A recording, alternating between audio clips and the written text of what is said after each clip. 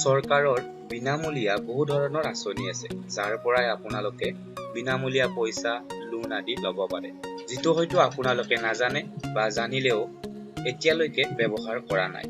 আৰু কোনোবা এনেকুৱাও আছে যিয়ে ব্যৱহাৰ কৰি ফ্ৰীতে লাভ উঠাইছে। তো আমি আজি জানিম কেনেদৰে আপোনালোকে চৰকাৰৰ এই বিনামূলীয়া আঁচনিৰ লাভ উঠাব পাৰে একেবাৰে বিনামূলীয়াভাৱে। যদি আপোনালোকে এই ভিডিঅ'টো শেষলৈকে চাই থাকে, মই ভাবো আপোনালোকে ইয়াৰ লাভ নিশ্চয় উঠাব পাৰিব। আয়ুষ্মান ভাৰত যোজনা এই আঁচনিৰ মাধ্যমেৰে চৰকাৰে প্ৰতিটো পৰিয়ালকে বছৰত 5 লাখ টকালৈ হেল্থ ইঞ্চুৰেঞ্চৰ সুবিধা দিছে। যদি আপোনাৰ মেডিকেল ইমাৰ্জেঞ্চি হয়, তেতিয়া এই আঁচনিৰ মাধ্যমেৰে চৰকাৰে বিনামূলীয়াভাৱে 5 লাখ টকালৈ চিকিৎসাৰ সুবিধা আপুনি ল'ব পাৰে।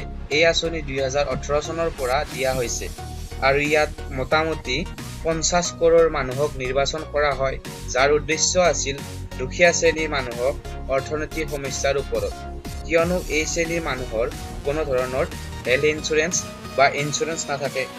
যদিহে আপুনি ইয়াৰ লাভ উঠাব বিচাৰে, তেতিয়াহ'লে তলত থকা এই নম্বৰত ফোন কৰি আপোনাৰ যোগ্যতা আছেনে নাই তাৰ বিষয়ে জানিব পাৰে। এই আঁচনি দিল্লী, উৰিষ্যা, ৱেষ্ট বেংগল আৰু তেলেংগানাৰ বাদে সকলো ৰাজ্যতে লাগু কৰা হৈছে। আৰু এই আঁচনিৰ সুবিধা ল'বৰ বাবে আপোনালোকৰ মেডিকেল ইমাৰ্জেঞ্চিৰ সময়ত কাষত থকা চৰকাৰী হস্পিটেললৈ গৈ আপুনি এই সুবিধাৰ কথা সুধিব পাৰে। যদিহে এই আঁচনি থকা হস্পিটেলত আপোনাৰ চিকিৎসা নকৰোঁ বুলি কয়, তেতিয়াহ'লে আপুনি তলত দিয়া এই নম্বৰত ফোন কৰি কমপ্লেইনো কৰিব পাৰে। জন ধন যোজনা এই জন ধন যোজনা চৰকাৰৰ ফালৰ পৰা 2014 চনৰ পৰা দিয়া হয়।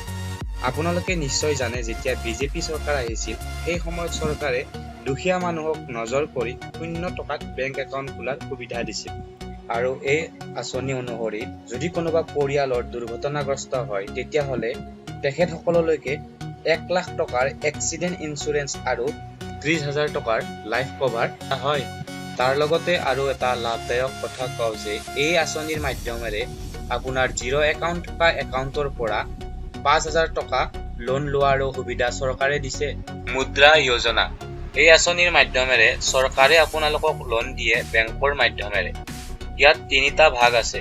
প্ৰথম হৈছে শিশুত আপোনালোকে 50,000 টকালৈকে লোন ল'ব পাৰে, য'ত বছৰি 12% সুতত আপোনালোকে লোন দিব লাগিব আৰু এই লোনৰ সময় পাব 5 বছৰ।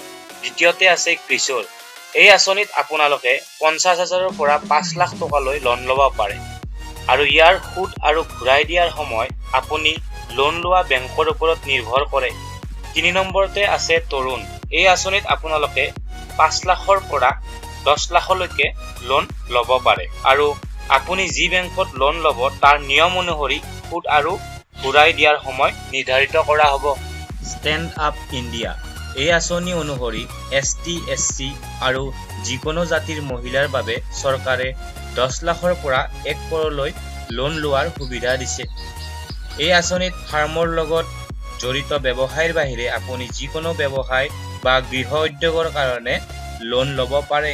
এই আঁচনিসমূহৰ বাবে বেছি জানিবৰ বাবে ভিডিঅ'ৰ তলত থকা ডেছক্ৰিপশ্যনত গৈ লিংকবোৰ চেক কৰক।